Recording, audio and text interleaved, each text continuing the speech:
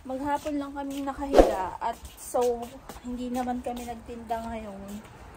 Parang rest day namin talaga. Rest day namin sa pagtitinda. So, samahan nyo kaming gumala sa planetarium. Punta muna kami sa sentro at bibili kami ng baon namin. Pang picnic na. So, umitim na ako. Kasi, ano pa lang, 6:30 na ang hapon. 6:30 ng hapon. Kasi yung araw, mga pang 2:00 pa lang sa... medyo mainit pa. Oo. Kaya okay lang gumalang ganito. Kanina super init eh. Kanina lumabas naman kami. Tapos, nag-decide kami na hapon kami lumabas. Para may hangin. May hangin. Hindi na masakit sa balat. Kanina kasing kung medyo tanghali kami sobrang init. Tsaka maganda daw dun medyo. Ayan guys, yung araw. Araw. 6:30 ng hapon or gabi na. 6:30 ng gabi. Parang ganun. Diba? So, kita-kits. Yar. Bye.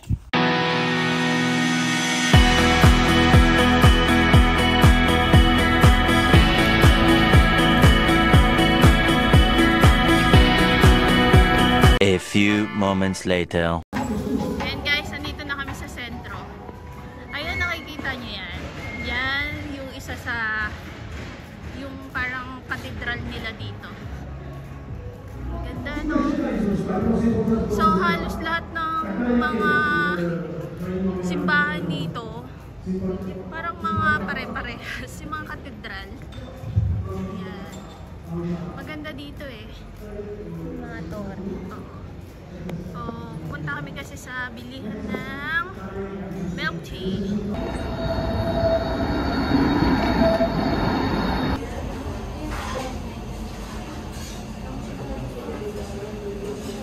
One eternity later.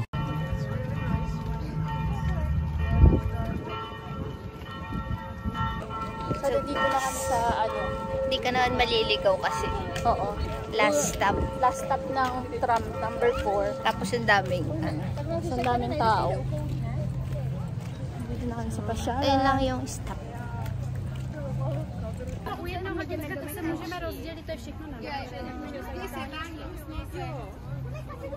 No guys, bumaba na yung earth. Ito na yung earth. So, every year yata to. Maganda daw yan pagka gabi na. So, kaya bumili kami ng pagkain namin. Wait namin dumilim ng konti. Kasi alas 7 pa lang ng gabi. Tara. So, yan yung binili namin. Ito yung binili namin guys. 50.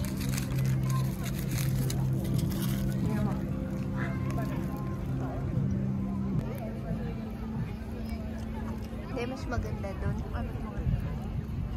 And guys, ang daming tao.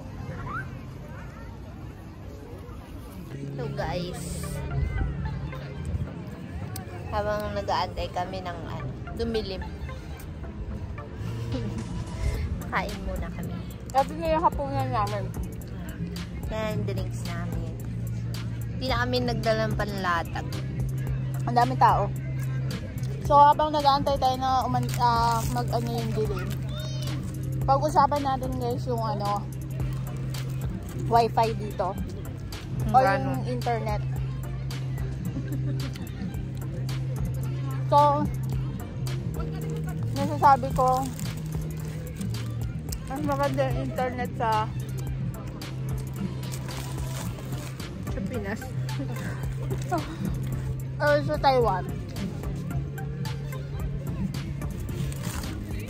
Kasi dito, lang, parang mga MB. Mga giga-giga. May andi naman, kaso, pag na-reach mo yung giga na sinasabi nila, bumabagal. Tapos, may plan dito. Katulad sa amin, 14 MB lang yung amin. Every month, magkano? 700 every month. Kaso Pero lang, may mas mura pa doon at may mas mahal pa doon. tapos meron namang parang loloadan, open call yon. Yung parang niloloadan, yung parang every month may $99, $299, parang ganon. 199. $199, parang katulad sa may Pinas. Hindi ko alam kung uso pa ba yun sa Pinas or land. Tapos dito may land din, yung every month babayaran mo. Tapos mamimili ka kung anong giga yung gusto mo. Kung ilan.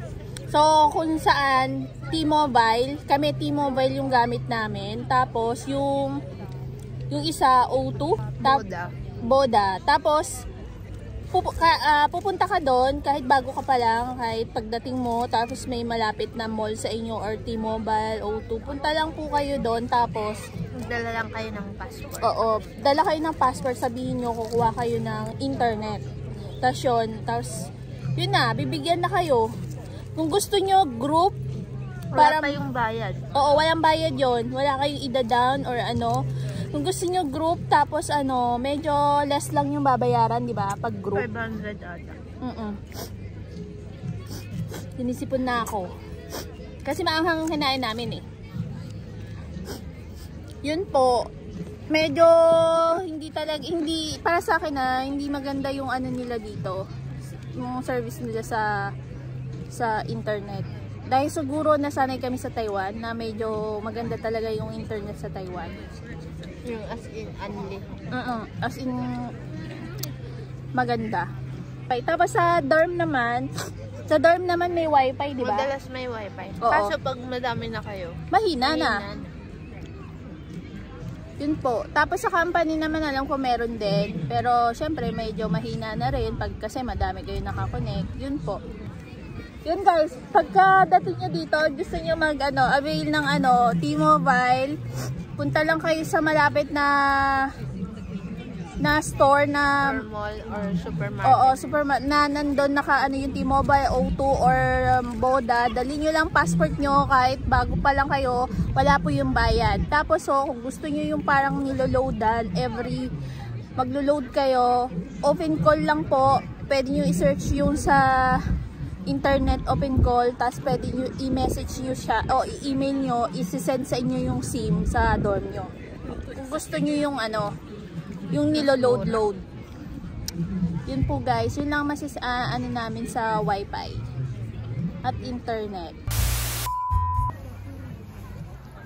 Ayan pa guys, may isa pa pala.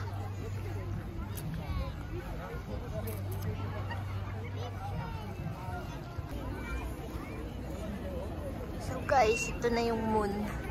Bumaksak na yung moon guys!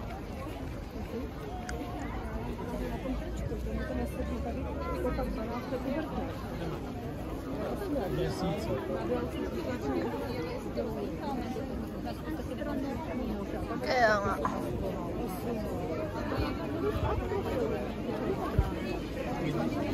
Nandito rin yung kasi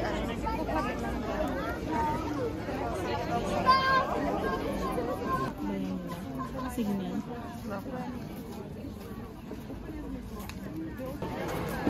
So yan yung museum nila. Free yan ata.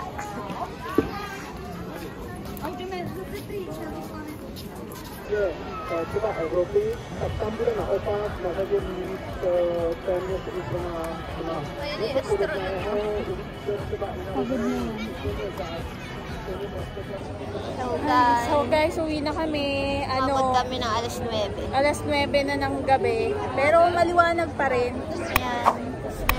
Sobrang daming tao. Kaya, bye! Uwi na kami. Bye-bye.